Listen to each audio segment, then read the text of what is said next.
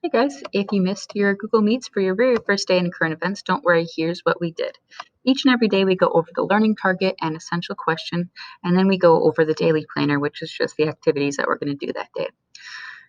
The learning target for the day, we can explain the expectations for current events class. Essential question, what do I need to do in order to be successful in current events? Great question. I'm going to start by introducing myself as quickly as possible to keep this video as short as I can, and then I'm going to explain the syllabus, frequently asked questions, um, activity. Homework, none, so that's good news. Days until the end of the term. There are 59 more days till the end of the term. That's including weekends and days off. So if you already cannot wait for this class to be over, you will be halfway there in about 59 more days. So sorry about that. All right, here's some basic information about me. My name's Amanda Lynn Collins, in case you wanted to creep on me on Facebook or something. I'm 30 years old. I was born in 1990, and I'm still very much stuck in the 90s when it comes to my taste in music. I have a 1.5-year-old daughter here. Her name is Elizabeth, but we call her Ellie. I'll talk about her a lot. She's a big goofball. And then I have a 2-year-old dog right here named Otto. Yes, he's as soft as he looks. Their birthdays are a year apart, which means you'd think that they would be best friends, but they're actually more like siblings where they fight over toys and for attention. It, it used to be fun. It used to be cute. All right. I chose to include this picture in here just so that way you guys can kind of get some information about like who I am. That's a picture of me in high school, and it kind of shows exactly, like perfectly what I was like. Um, I graduated in 2008 from a very, very small town called St. Charles, Minnesota, and my graduating class was 64 people, so a really small school. My maiden name was Glover, so I was Amanda Lynn Glover back in the day. And I had an older sister who was really, really good at academics. Like she was a straight A student. One time she got an A minus, and it was the end of the world for her. And a younger brother who was good at school and good in sports and like super popular, like dream kid. I was somewhere in between. I was an AB student, so like good in academics, but not like straight A like my sister. I was not very cool. I was a big band geek and a major nerd. I didn't get involved in any sports, and I was really, really quiet, but I was also really, really nice to everybody. Somehow, I don't know how, I was nominated and won homecoming queen, and I feel like because I was nice to everybody, even the underclassmen, like that's why people nominated me.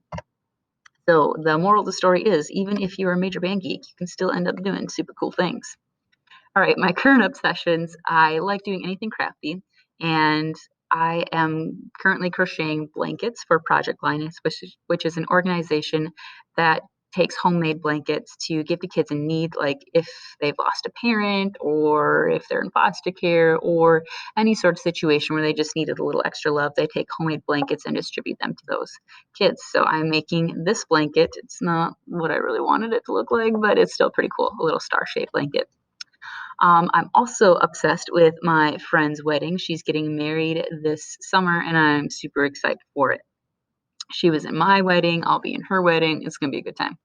And then my third obsession is Bridgerton, the show on Netflix. If you ask my husband, he would say yes. Oh my gosh, she's obsessed because I'm watching it for the third time around now.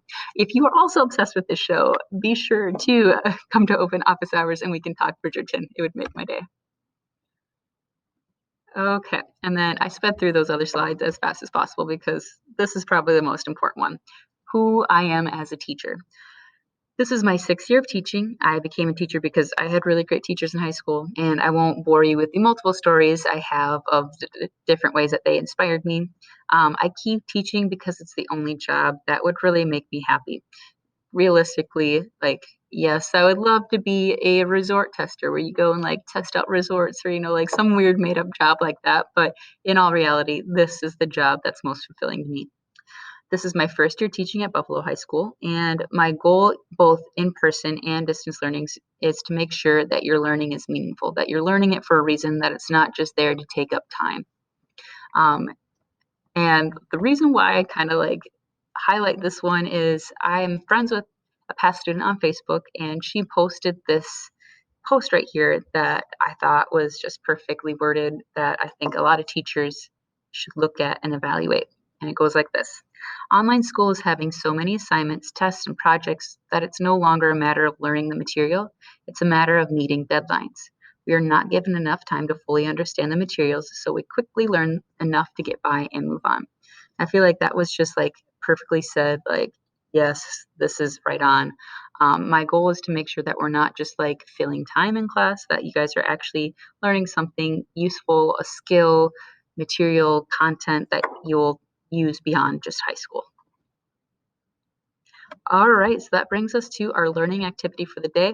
Instead of me going over the syllabus and you guys like tuning out and not remembering anything, we're going to do something where you're interacting a little bit more with that information, and I can kind of check in to see how well you understand the expectations for this class. So the first step is to open up that um, syllabus posted on Google Classroom. If you scroll down to the very bottom, there's going to be a section called Frequently Asked Questions, and it's left blank.